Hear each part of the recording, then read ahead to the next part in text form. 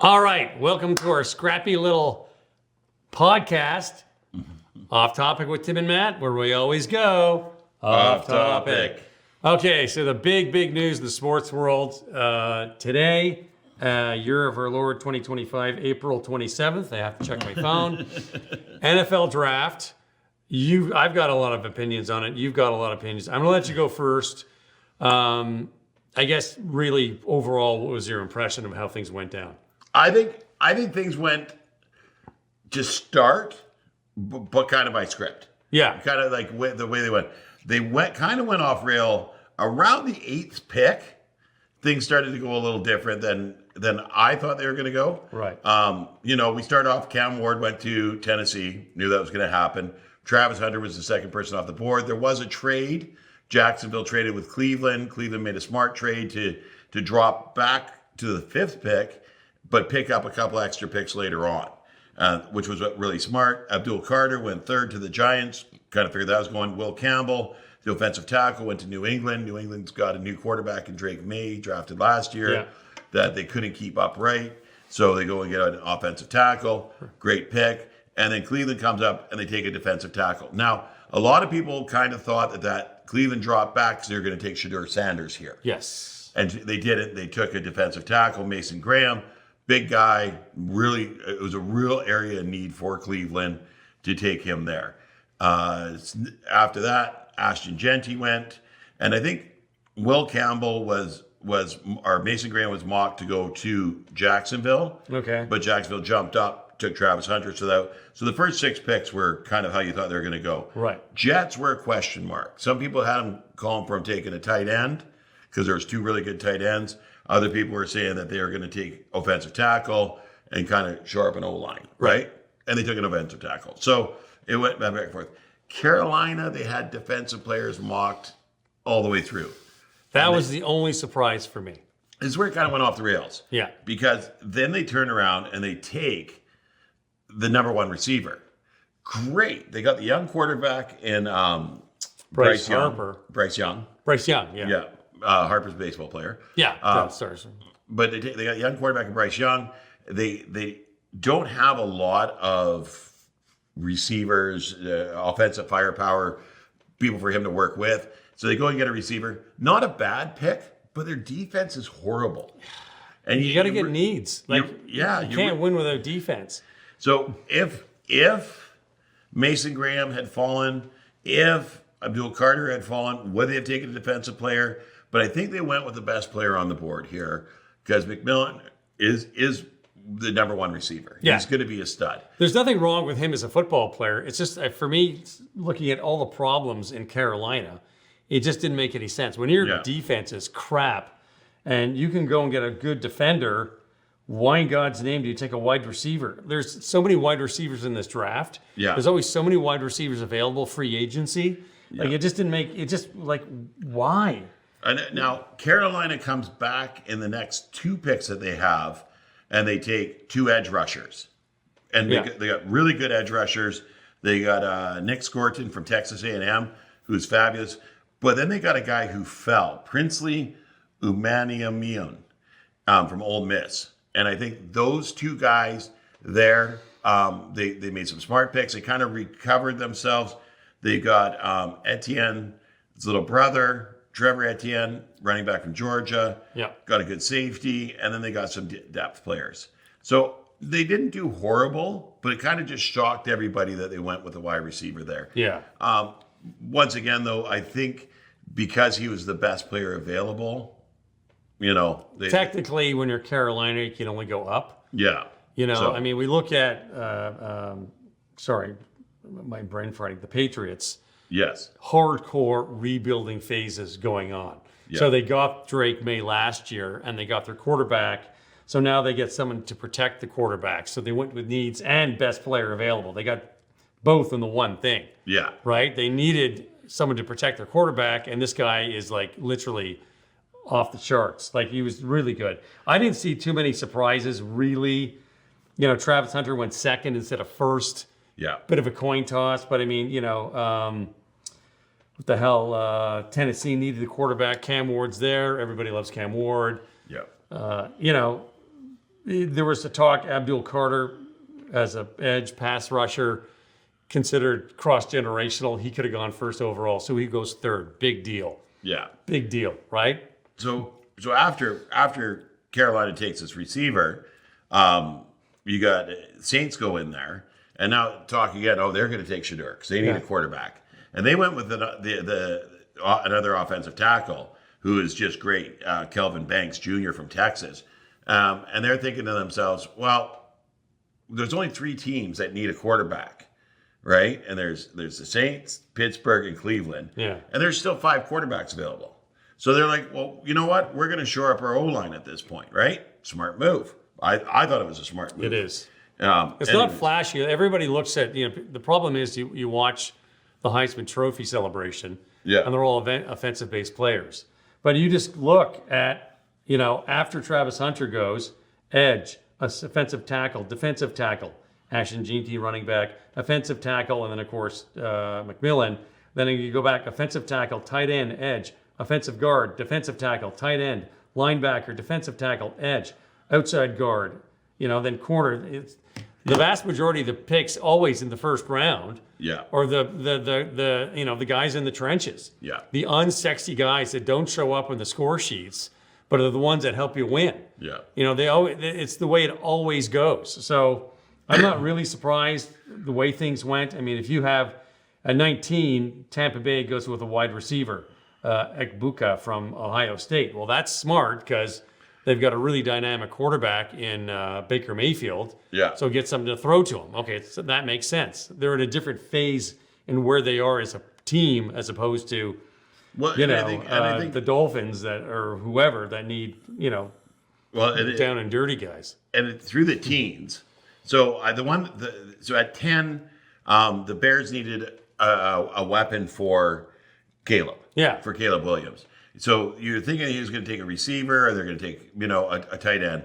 Tyler Warren was the highest ranked tight end. They went with Colston Loveland instead. Yeah. Colston Loveland is not as big as Tyler Warren, but he's probably the better tight end. Sure. He's got better speed. He's got good hands. He's a great route runner. And so they jumped and took him because they liked him better. Tyler Warren, Colston Loveland were like 1A, 1B. Yeah. Right? And they liked him better. There's something about him. Right? But you're not going to, you know what I mean? Yeah. It's not going to come back to sting them. No, the differential there is so small. Yeah. And then the Colts were going to take the other one. Whichever one the Bears didn't take. That was a given. Right? The impressive one was that the Cowboys got an offensive guard. Yeah. Right? Like Cowboys usually make ridiculously stupid picks and just take the fastest guy left available. Right. But they knew that they needed a guard. They knew they needed to reshore up their O-line to give Dak a chance back there. I thought that was a really good pick. The Dolphins took Kenneth Grant, which is a defensive tackle. The guy's just a monster in the middle. Right. From Michigan. He was mocked to fall to the Chargers at 22, but the Dolphins really liked him. They took him.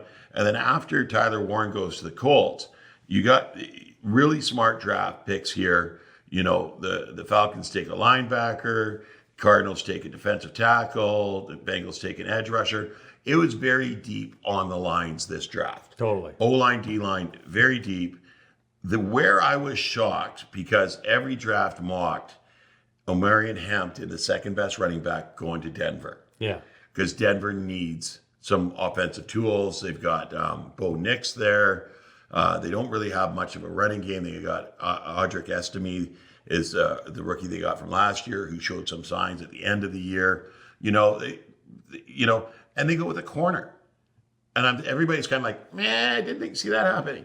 But here's the thing is that Sean Payton's smart. He knows that his offense has to score points, but he needs a defense out on the field. Yeah. And this was one of the better corners out there. He's a really solid player. He's going to go out there on the opposite side of Pat Surtain, and they're going to stop teams. They are in a division where they've got to worry about Geno Smith, Justin Herbert, and Pat Mahomes. Yeah. You got to be able to stop the pass. Exactly. Right? And you know what? I mean, it really, running backs, there's cross-generational guys, and then there's most of them get picked late because you have to have an O-line to open up the gaps for the guys to get through anyway. So are you really going to use really hardcore draft capital for someone you could probably get really good in the third round? Yeah. You know? Yeah. So you're talking about getting, there's two running backs that were great and a lot of really goods. Yeah. Right? So you could look at that and switch it up. Here's what I really liked is when they phoned this young man, this Jahdae Barron, Yeah. from Texas, this cornerback, and say, we're going to take you. He asked to be put on speakerphone. Amazing. I love it. Thank the whole room for the process. Everybody there, thank you very much. I really enjoyed this process. You guys made me feel very comfortable. I mean, it showed a lot of class on this young man. And the Broncos, I think, got a steal with this guy. The next pit's Pittsburgh. Once again, Shedeur Sanders. Pittsburgh needs a quarterback. They don't really have anybody right now. They got Mason Rudolph and Skylar Thompson that are both backups. There's talk that Aaron Rodgers is going to go there for a year, right? A year or two, right? So they think, okay, they're going to grab Shedeur. This is great spot for Shedeur. Nope. They went with a defensive tackle from Oregon, Derek Harmon. Big guy, monster of a guy, but it's the story behind this guy that's just unreal. He played for Michigan for 3 years before transferring to Oregon. He stayed in Michigan because his mom was sick. Yeah. She had some brain surgeries. While having one of the surgeries, she had a stroke. Her health was deteriorating. He went for his last year. He transferred to Oregon because it gave him the best opportunity. But he stayed, kept close contact with his mom. Finishes school, goes back to Michigan. He's at his mom's side. The draft comes up. He leaves and goes to the house where they've got all the draft stuff set up. Yeah. Gets drafted by the Pittsburgh Steelers. They tell mom that, he got drafted. He's going to Pittsburgh. She's all smiles and everything. He tells the reporters at the house or the people at the house, he's like, yeah, can we talk later? I'm going to be with my mom. Yeah. And she passed on his way to the hospital. Terrible. She got him there. Yeah. Right? She got him there. He made the big leagues. And she got to say goodbye. She did her job. Yeah. So, I mean, it's a real feel-good story. We're both getting choked up right now. Yeah, a little bit. Yeah. Typically, when you get drafted, especially in the first round, you get rushed onto a plane, you fly to the new city, and you get introduced in day 2 of the draft, you're being introduced at the stadium. Pittsburgh didn't push any of that. No. Stay with your family, take care of what you got to take care of. There's lots of time for you to come here. We'll figure it all out. We're here to support you, whatever you need. Mike Tomlin did a great interview on NFL Network. They just gushed about the whole thing. And you know what? It can wait. Yeah, it can wait. It can wait. So, he's like, deal with that part of your life, and we're here waiting to support you in the next stage. Yeah. So, and a great organization to support this young man. Yeah. So, I was a little surprised, Shedeur. I was a little upset Shedeur didn't go to Pittsburgh at one point in time because there's a lot of talk about Shedeur's ego and the bling and the money and the Rolls Royce and his own production company and that kind of stuff. If there's anybody that could really bring him down to earth and get his head in the right spot, it would be Mike Tomlin. Yeah. I've never met the man in person. I've only ever seen him on TV. And the glare in that man's eyes kind of scares me just walking in on a Sunday. You do not step out of line with Mike Tomlin. Yeah. I mean, for me, a lot of it, it's a character thing. I mean, they're all so talented. They've all worked so hard. They're all so good at what they do. But you watch the way they accept, how they got drafted, right? Yeah. Cam Ward, single chain, nice suit, mom and dad there. Thank you very much. I thank God. I thank my parents. Travis Hunter was awesome. He was so excited. He's from Boca Raton. He's going back to Florida. He gets to play next. He's number 2 overall. He won the Heisman. Yeah. Like, he just gets better and better. Will Campbell starts crying, Yeah. I'm going to put my life on the line to protect Drake May. Yeah. My favorite, this will never get topped. The Seahawks, where did the Seahawks pick? Help me out. They were in the middle there. In the middle. 18th overall. Gray Zabel.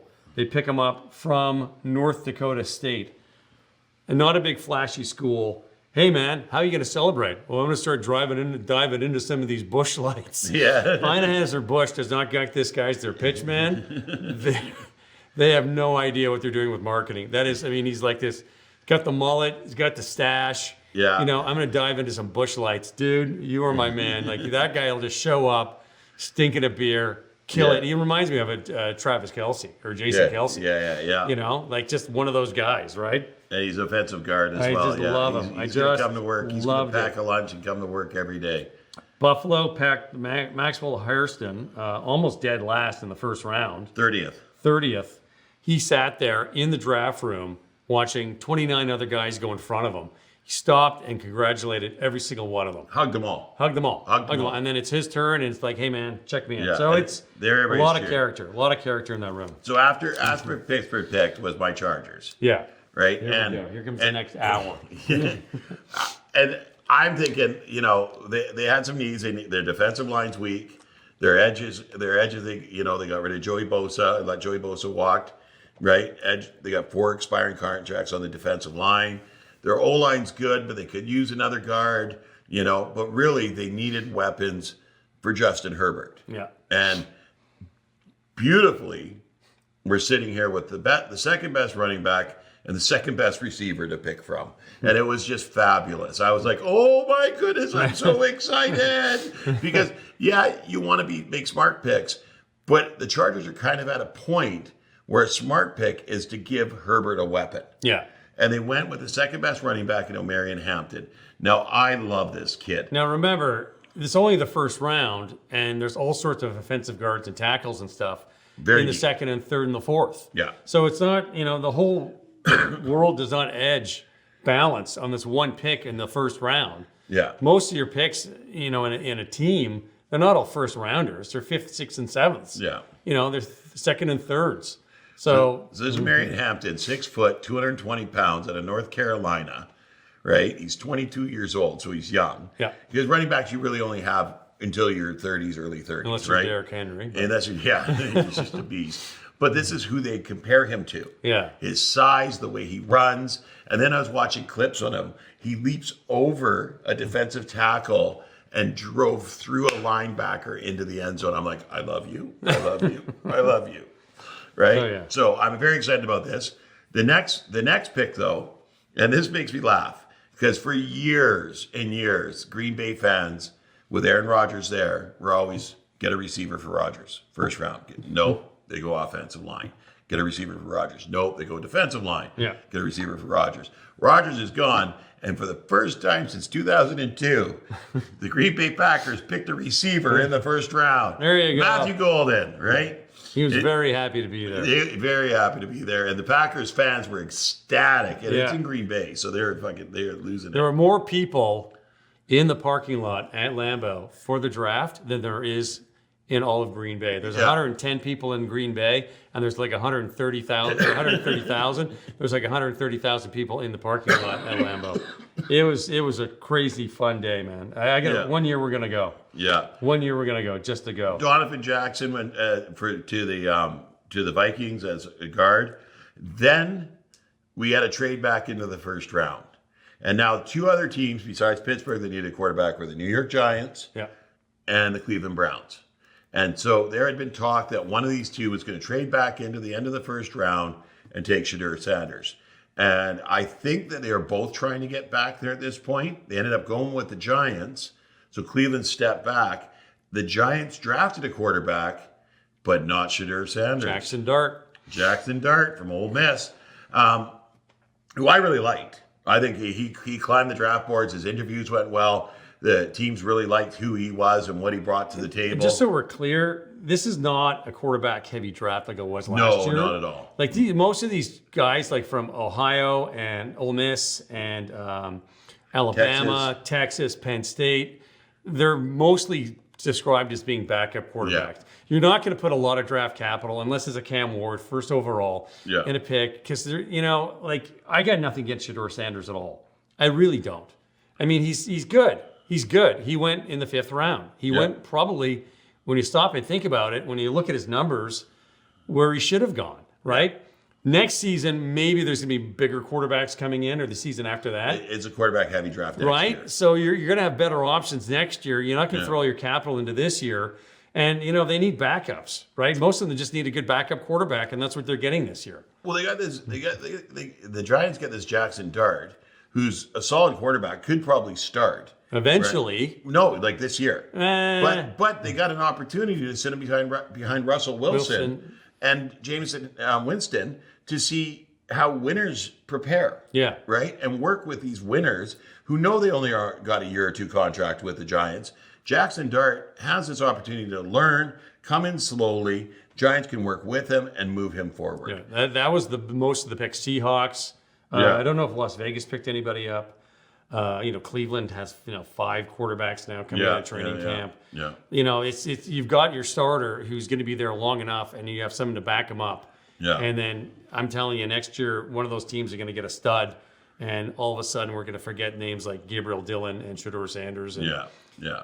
Jalen. So as the rest of the first round wore out after the Giants moved in there, like that was the whole talk was who's going to trade back into the first round and take Shedeur Sanders. No one ended up doing that. Did it. You know what? Honestly, the only reason we're talking about him is because who his dad is. Yeah. I got nothing against him at all. No. A little bit too much ego for my liking, but that's just me. Yeah. Other people say, he's confident in himself, and there's a cookie cutter mentality they want with guys going in, and he doesn't fit the cookie cutter, and blah blah blah blah. His team was 9-4. Yeah. In Colorado. And I think that had more to do with their corner who won the Heisman Trophy, Travis Hunter, than it did with him. He's okay. He's good.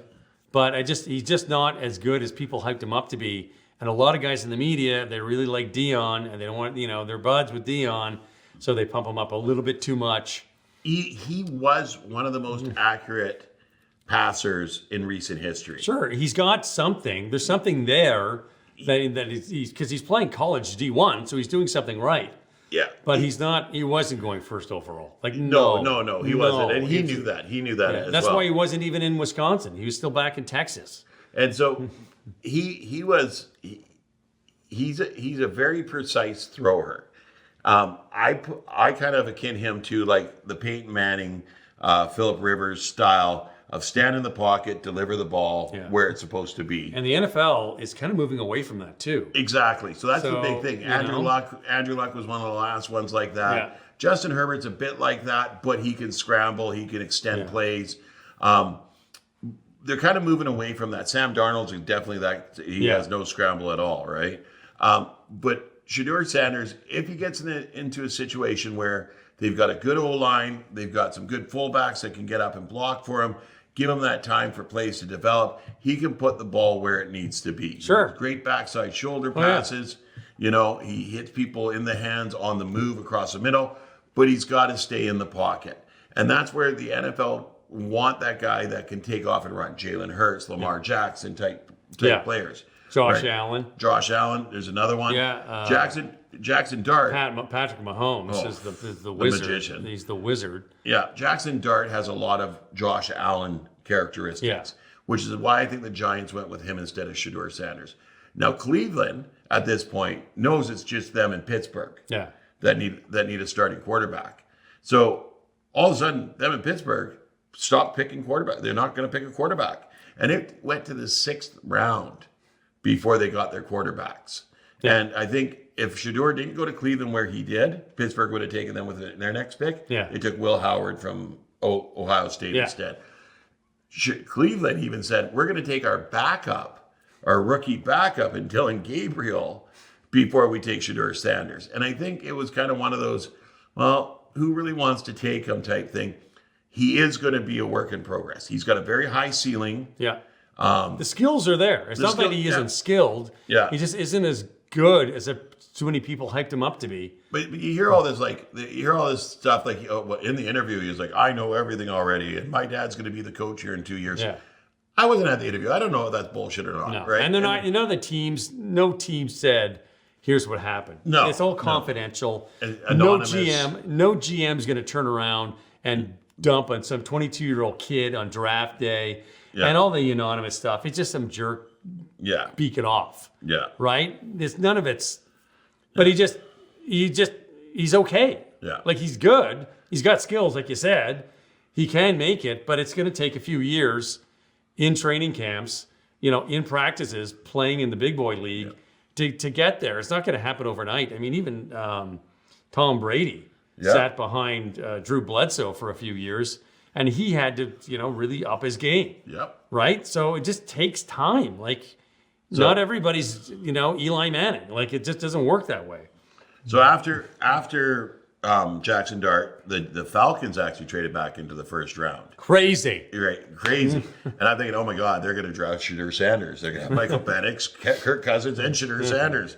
But they actually took an edge rusher. And I think what the Falcons realized last year is that they've got the offense. They got Bijan Robinson, they've got Penix, they've got and Cousins, they got receivers, they got tight ends, Kyle Pitts. They've got the offense there, but their defense has to get off the field so the offense can be on the field. Yeah. Right? And that's what didn't happen in a lot of Falcons games, is that their defense got worked down the field. So they went with another defensive player here, and they took James Pierce Jr., which I thought was a really good pick for him. And then it was really Baltimore took the best safety.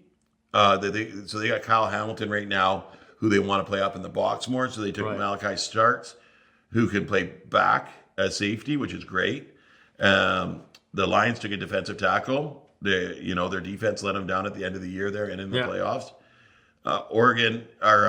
The Commanders took an offensive tackle because they got Jaden Daniels. You got to keep that's your money guy. They have a good O-line too. I mean, Washington built their O-line and then landed Jaden Daniels. Yeah. And it was like calculated. It was brilliant calculation on the Commanders last year. I mean, they just got a gem in Jaden Daniels, but you still got to keep protecting him. Yeah. And the more you beef up that O-line, the more their offense takes off because he can do anything. Yeah.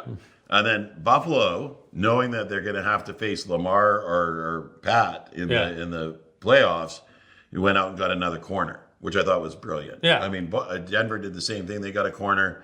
Buffalo got a corner because you're in a division where the guys in the playoffs are throwing the ball. Yeah. Right? So you got to defend that.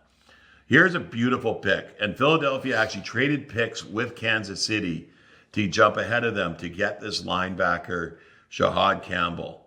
The guy is just a monster, and I think the only reason he fell this far is because there was a shoulder injury. Yeah. But Philadelphia was like, you know what? We have bodies there now that are going to be leaving in the next year or two.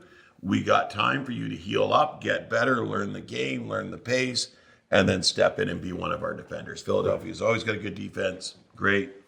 And then Kansas City was happy to close out the first round with an offensive lineman. Yeah. They lost Tooney in free agency. Their O-line was really rough last year, especially at the end because of all the injuries. Smart move of them to take some depth. There you go. There's the first round. Now, That was it. I'm not going to go through all the rounds and talk about all the players. It takes too long. But I do want to hit on a couple of things. Two Okay. teams that I think just absolutely crushed the draft this year. New England Patriots. Yes. They had a lot of picks. They had 2, 4, 6, 8, 10, 11 picks in total. They addressed the offensive side of the ball, which they were weak on. They went offensive tackle, running back, wide receiver, center. So in the first 4 picks, they did that. And then they shored up their defense and their special teams. In the 4th round, they got Joshua Farmer from Florida State. This guy is going to be one of the steals of the draft. You think so? He is just an absolute beast in the middle. He's got such an engine on him. I think New England saw that he was left there and jumped all over him. It was a great pick. I like that they also got a place kicker and a long snapper because they had a lot of problems with both of those last year. So they drafted him later on. Really good, really smart picks by New England. The second team that I think absolutely crushed it was the Giants. Now, they didn't hit up a wide receiver like they needed. They didn't hit up a linebacker like they needed, but they got the best edge rusher in the game. Yeah. Abdul Clark is described as cross-generational. Yeah. He does have an injury that he's working on. Hopefully that gets healed up. Yeah. But I think the smart move when they traded, what was the second pick they did? Can't remember. Jackson Dart. It's just smart. Smart, Like, it was just the two smart plays. And Jackson Dart doesn't have to do anything. Well, see, and so Right? He doesn't have to step in. He's not going to be the savior tomorrow. by trading him back, like they could have waited for him to fall into the second round. Yeah. But then you can only give him a 4-year contract. By trading back in, they get that 5th-year team option. Yeah. on a rookie contract. So they don't need him to start right away, and they extend the ability to have him on that lower end contract by one more year. Very smart play by the Giants there. Then they get a defensive tackle, Darius Alexander from Toledo, who's just phenomenal. But here's what I love is that they got Cam Scatabo, the running back from Arizona State, in the 4th round. And this guy here is a spark plug. He is going to be phenomenal for them for years to come. They got Tyrone Tracy last year, and he's more of like an outside gimmicky type, catch out of the backfield type guy. And then they replaced Saquon Barkley's push up the middle, because Scatabo is going to punch you in the teeth and run over you. He is just absolutely phenomenal. Then they shored up their offensive line a bit, grabbed a tight end and a cornerback in the 7th round, and said, "Thank you, folks. We'll be good next year." There you go. They've got Dallas and Philadelphia in their division, and then they've got to face Washington, who's the up and comer in the division. Yeah. You know, this is a tough division, and they needed to get tougher. Abdul Carter makes them tougher. Scatabo makes them scary on offense. And when they got this young quarterback who's learning from two of the very best quarterbacks in preparation, Jameis Winston and Russell Wilson are masters when it comes to preparing for opponents, preparing for games. A beautiful job. Doesn't happen by accident. No. I thought the Seahawks did really well also. That was going to be my honorable mention. Yeah. Seahawks did a great job. They addressed 3 areas of need in the first 2 rounds. They got the offensive guard and Gray Zabel, who they really needed. Bushlight. They got probably the best safety, in my opinion, in Nick Enamawori out of South Carolina. He was ranked the number 1 as a safety. They got him in the 2nd round. And then they jumped in and grabbed tight end from Miami, Elijah Arroyo.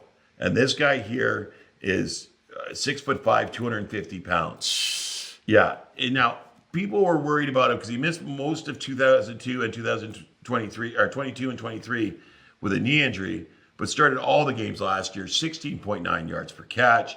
He gets opens, he shakes defenders. This is, they like to compare, right? Yeah. And they compare this guy to Trey McBride, who's just a driving force with the Arizona Cardinals right now. I think he's just going to be an absolute stud. So smart drafting by Seattle. I'm going to give, and I know you go, it's just because it's the Chargers, but if you look at what the Chargers did with addressing their needs, they got the running back that they needed, they got the receiver that they needed.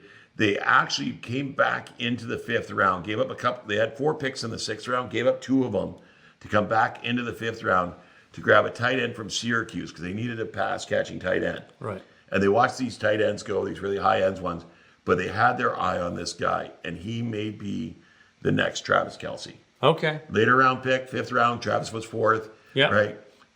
Who's going to come out there and just be that safety valve, that dump down, work with Herbert, and be that guy that gets him out of those bailout situations. Okay. And that's what they need. They did a really good job. They went running back, wide receiver, and addressed 2 glaring needs on the offensive side of the ball.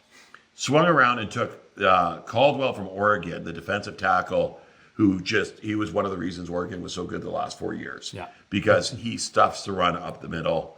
Then they got an edge rusher who I think should have gone in the 2nd round. They got him in the 3rd, Kyle Kennard, big body out of South Carolina, really, really long body. Khalil Mack's there for another year or 2.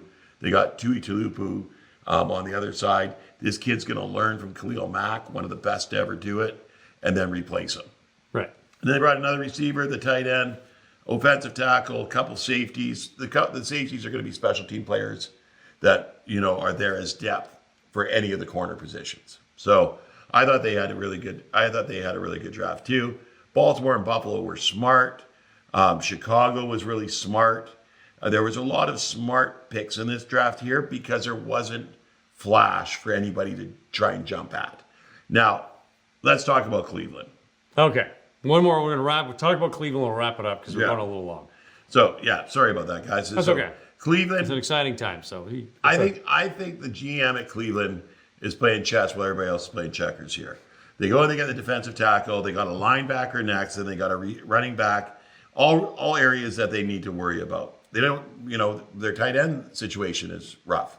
Yeah. That's okay. They got Joe Flacco. They got Kenny Pickett. Both have been starters, can be starters, will be starters somewhere. They then go and grab a tight end, which They still have Deshaun Watson too. That's where the head scratching comes in. He's ACL injury. He hasn't played. He hasn't played a full season in 5 years. Yeah. And when he's been out there, he hasn't looked great. They need to cut him loose. He's a head case. So they got these extra picks, and they really they did some defensive work at the beginning and then some offensive skill position, but then they go up and they grab Dylan Gabriel in the 3rd round from Oregon, quarterback. Yeah. Who's going to be a backup quarterback. He's good. He's good, but he's not undersized. Great. Yeah. He's going to push whoever he's in the room with, which is great. Then they grabbed another running back. So they got 2 running backs because they weak at running back. And then they sat back, and in the 5th round, they grabbed Shedeur Sanders.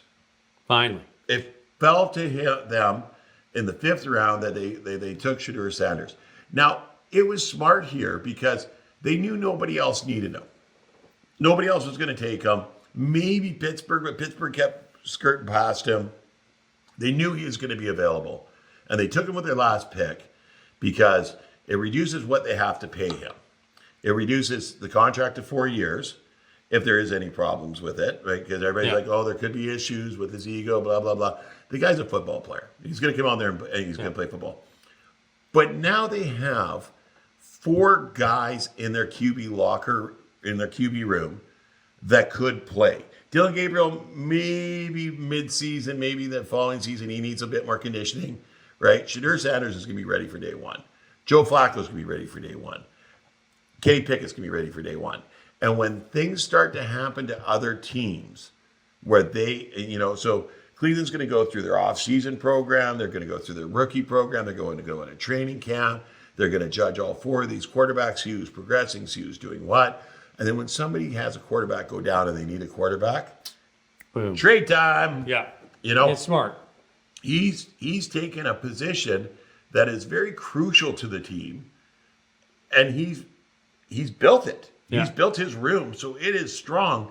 Because the thing that's been killing Cleveland year after year after year is that quarterback goes down and they have nothing behind it. Yeah. Now they are solid as they come. Yeah. So I think Cleveland did a smart thing, leaving Shedeur hanging like that.